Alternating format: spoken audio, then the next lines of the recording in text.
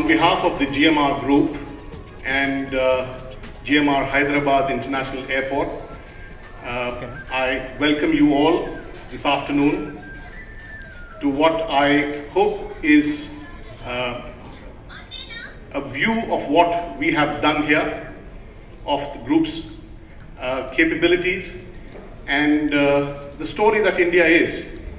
A journey began, culminating in the founding of the GMR Group, an organization established with a pervasive vision to build entrepreneurial organizations that make a difference to society through creation of value.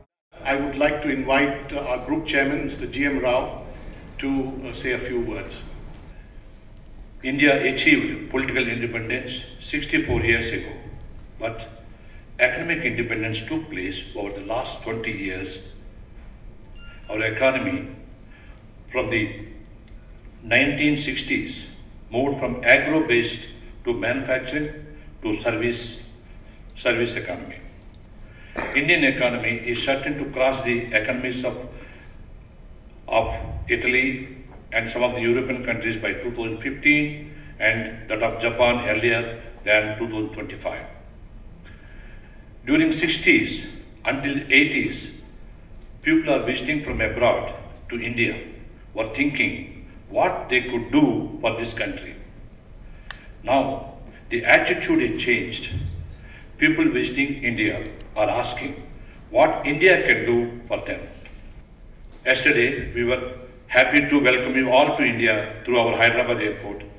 That is India's first private sector greenfield airport and rated among the best globally by Airport Council of International Switzerland for airport service quality in the category of 5 to 15 million passengers annually. At the end of this week, we shall be doubly happy to be able to bid you farewell through our GMR airport again, that is at Terminal 3 in Delhi, world 8th largest and built in a record time of 37 months. This is already rated among the top airports in the world in airport service quality in the category of 15 to 25 million passengers. I wish Honorable Governor Mr. Moomale and his team highly successful mission, and also wish you stay and travel in India during the rest of this week very comfortable. One of the things that struck me was that you said that your corporate mission is to advance your corporate interests, to advance the national interest, and also to advance the lives of people that are less fortunate in your country. And I think that kind of summarizes a great corporate, and great business, and great citizen ethic that has no doubt been to the benefit of your fellow citizens here in the emerging Republic of India. And the purpose of our mission, summarized in one word, is jobs. Jobs that are created through trade, jobs that are created through the investments that we make in infrastructure, jobs that are created from the business relationships. Many of them have been in existence long before the official delegation arrived here in India. There have been business people like Wayne Rogers and others, Dr. Shah, who introduced me to the entire Indian medical community before I even arrived in India, and so many others. We have leaders of our universities who are here. The head of the University of Maryland system is with us. We have representatives from Johns Hopkins, from George Washington University, from Montgomery College, from University of Maryland, Baltimore County, and Morgan State University who are with us. We also have two of the county executives of the two largest counties in our state, County Executive Rashern Baker and also County Executive Ike Leggett is part of our delegation as well. So all of this points to the importance that we see in the relationship between the United States and the Republic of India. As I was listening to you talking about our airports, that's something that we have not done yet in the United States. Most of our airports, there may be a little bit of privatization in terms of the concessions and the like, but the degree to which you have done that here, the degree to which you're doing it now in Istanbul and other places, will certainly inform our debates about how we can leverage that asset that is our ports. And an interesting discussion about the way civilization grows along lines of infrastructure, whether it's and the road infrastructure, the port infrastructure, and now the airport infrastructure. The county executives and the delegates will back me up in this. I couldn't help thinking, as I'm looking at your Aerotropolis and thinking about the numbers of people that would move to the airport. You know, we have an expression throughout all the local government, and I'm at my core a local government guy. I was mayor of the city of Baltimore, and very often we would say that, you know, those people who are complaining are like the type of folks that buy a house at the airport and then complain about the noise from the airliners flying in. But I suppose that the way the population is growing, the way that air travel is expanding, that the Aerotropolis is the wave of the future. Indeed, and around Baltimore Washington International Airport, Thurgood Marshall Airport, the airport that has the longest name, I think, in the free world in the United States. There is a group that is promoting very much the vision of the Aerotropolis that your able staff just laid out for us. And we also want to be leaders in craft and figuring out how we can live in a more sustainable way on this planet whose area is finite and whose population is rapidly growing. That will require collaborations and partnerships throughout the world. We have always been, perhaps because of the central importance of the Port of Baltimore to the development of the state of Maryland and indeed of the United States, we have been a people who have understood very keenly that we're connected with the rest of the world and that our opportunities come from strengthening those connections. So you asked me, what is the purpose of our mission? The purpose of our mission is greater opportunity. The purpose of our mission is jobs. Right now in our country, people are often very confused. The forces of change have happened very rapidly. And at the same time that the internet has made our world very flat and brought us together, that has coincided also with the global economy and globalization, and also the coming home to roost of some poor decisions that we've made as a people to undercapitalize the great idea that is the United States.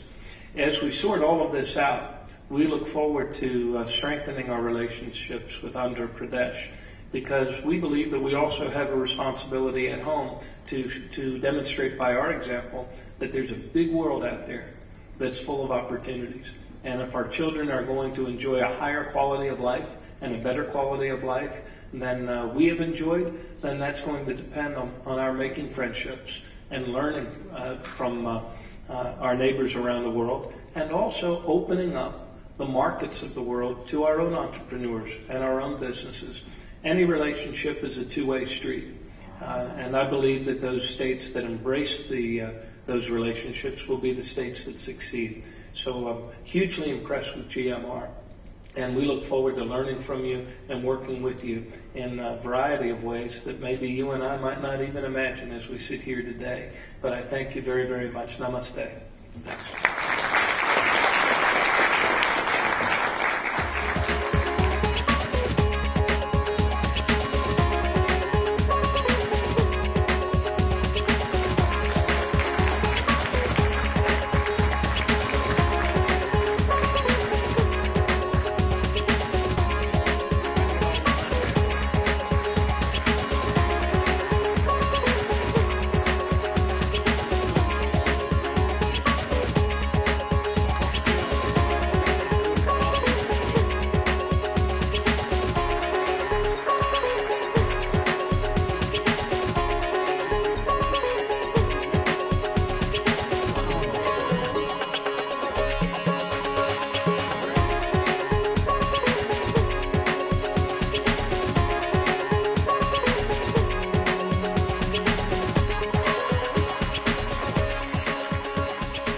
Small entertainment part for you, something local again, traditional classical Kuchipudi dance.